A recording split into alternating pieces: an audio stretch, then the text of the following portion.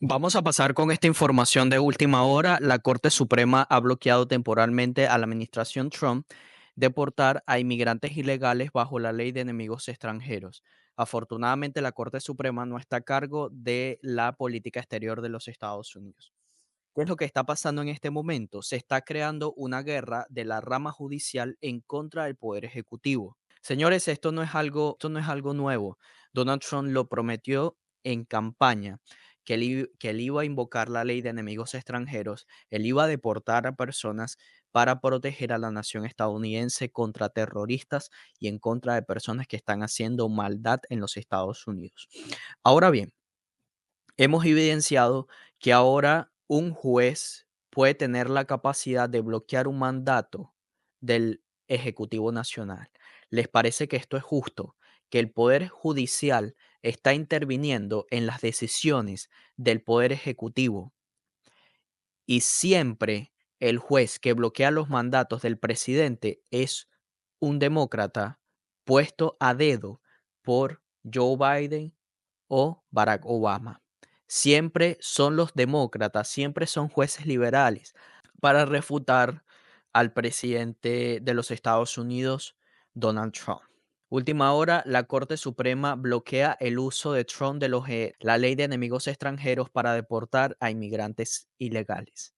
La Corte Suprema de Estados Unidos emitió una decisión temprano en la mañana del día sábado, bloqueando temporalmente los esfuerzos del presidente Donald Trump para deportar a extranjeros ilegales, específicamente nacionales venezolanos, utilizando la ley de enemigos extranjeros de 1798.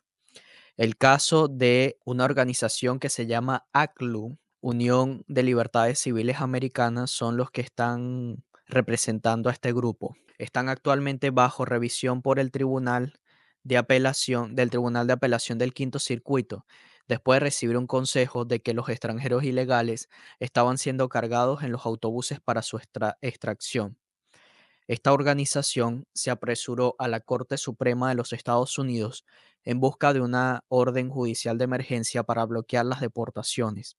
Mientras esperaban que actúe en el quinto circuito, el tribunal emitió una orden sin firmar que se puso del lado de la apelación, deteniendo temporalmente la eliminación de docenas de venezolanos detenidos en el centro de detención de Texas.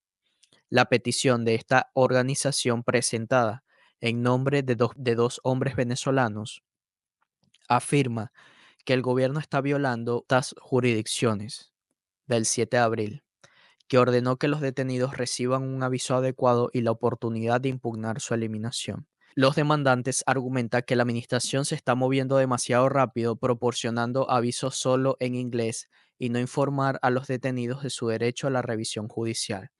También alegan que algunos detenidos fueron identificados erróneamente como miembros de la pandilla basados en tatuajes y actividad en las redes sociales. Cito, ayer el 18 de abril del 2025, el Tribunal del Distrito negó la solicitud de la clase propuesta para una orden de restricción temporal que permanezca su remoción bajo esta ley, principalmente sobre la base del que el gobierno representaba que no buscaría eliminar a dos miembros de la clase nombrado en esta organización. Sin embargo, después de la orden del Tribunal del Distrito y comenzar anoche, los abogados para las solicitudes y la clase propuesta de individuos sujetas a la remoción fueron informados de que numerosos nacionales venezolanos actualmente bajo custodia del gobierno en el Distrito Norte de Texas han recibido avisos de que están sujetos a la eliminación bajo esta ley y los funcionarios del gobierno se informaron de que pueden ser removidos de los Estados Unidos tan pronto como esta tarde o mañana. El DHS ahora ha anunciado públicamente que las mudanzas son inminentes. Las deportaciones son inminentes. Los demandantes se enteraron de que el gobierno ha comenzado a dar avisos de remoción a los miembros de la clase solo en inglés, que no dicen cuánto tiempo tienen que disputar o apelar su remoción o incluso cómo hacerlo.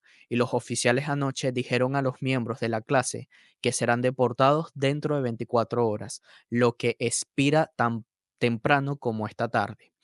Tras la información y las creencias, las personas ya han sido cargadas en autobuses para ser deportados. El tribunal no otorgó ni negó la solicitud presentada por los abogados detenidos, pero efectivamente puso el caso en pausa, impactando a las personas actualmente detenidas en el Distrito Norte de Texas.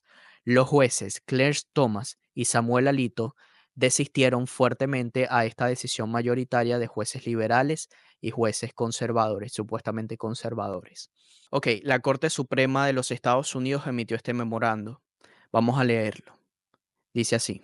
Ante este tribunal, una solicitud en nombre de una supuesta clase de detenidos que buscan una orden judicial contra su eliminación bajo la ley de enemigos extranjeros. El asunto está actualmente pendiente. Tras la acción del Quinto Circuito, se invita al Procurador General a presentar una respuesta a la solicitud ante este tribunal lo antes posible. Se le ordena al gobierno que no elimine a ningún miembro de la supuesta clase de detenidos de los Estados Unidos, hasta más orden de este tribunal. Ver el Código 28. El juez Samuel Alito y el juez Clarence Thomas disestan de la orden del tribunal, declararon el juez Samuel Alito a seguir. Esto es lo que está pasando en este momento. Mientras tanto, en otro orden de ideas, un tribunal federal de apelaciones bloqueó el intento del juez activista James Boasberg de declarar en desacato criminal a los funcionarios de Donald Trump, ya que los primeros vuelos de deportados de inmigrantes ilegales al país de El Salvador, de la prisión Secot, supuestamente el juez eso fue ilegal porque él dijo que eso estaba prohibido. Ahora, el Tribunal de Apelaciones detiene los procedimientos de desacato de este juez demócrata, James Boasberg, contra los funcionarios de Trump en el caso de los vuelos de deportación. Un tribunal de apelaciones bloqueó el viernes temporalmente al juez de la Corte del Distrito, James Boasberg, para avanzar con procedimientos de desacato contra los funcionarios de la administración Trump sobre los vuelos de deportados. En una decisión 2 contra 1, el panel de jueces en el Tribunal de Apelaciones de Estados Unidos para el circuito de DC se mantuvo administrativamente. La orden de Boasberg del 16 de abril, pendiente más orden del tribunal. El propósito de esta estadía administrativa es darle al tribunal la oportunidad suficiente para considerar la moción de emergencia. Entonces, este juez, James Boasberg, quiere declarar al presidente Donald Trump en desacato y comenzar un impeachment porque supuestamente Donald Trump violó los estatutos para deportar a estos inmigrantes ilegales a la cárcel de máxima seguridad, el Secot. All right, here with more on the legal fallout from the Supreme Court's order to halt deportation flights, former federal prosecutor and former acting ICE director, Jonathan Fahey. Jonathan, thanks for coming in on this holiday weekend. Great to have you. Want to ask you right off the bat about this midnight Supreme Court decision and what this does to the administration's plans to deport these illegal immigrants. This has got to be a blow to the White House, no? I wouldn't read that much into it. I think what's going on here is basically they're going to put a pause and maybe put some process in place for how to use the Alien Enemies Act. I don't think they're going to declare it improperly used or unconstitutional here. They're just probably going to put some steps in place to say you must do certain things under this to deport people. And they knew if people got deported beforehand, they wouldn't get that process. So my guess is it's going to move along and the administration will still be able to use this. And the good news is it will provide some clarity as to how to use it, when it's appropriate, when it's not. That's my expectation. Obviously, I don't have any inside knowledge, but my expectation is they will be able to continue to use this, and this is just sort of a temporary bump in the road. And remember, these people, if they were going to be deported under that, they're still at least detained in ICE custody now, so keeping the American people safe in the interim. All right, well, we'll be keeping our eye on that one.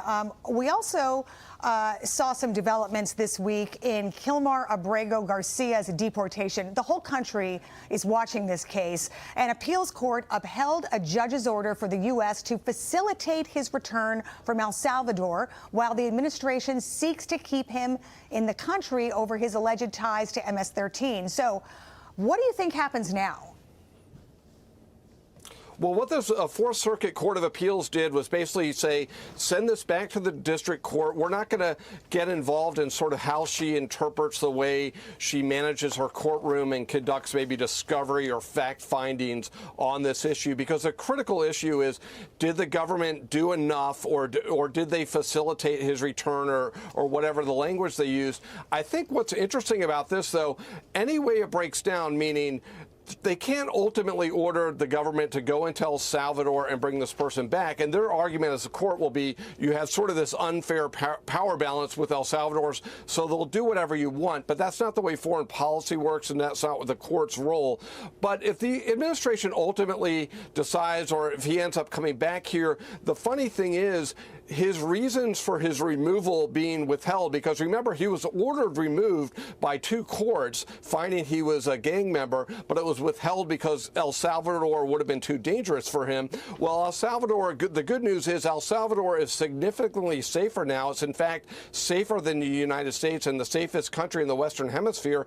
And if he's not a gang member, as he claims, it's even more of a reason to deport him, because he would be even less danger there. So any way you slice this, he's not gonna be back in America, and he's no longer going to be the Democrats' Maryland man.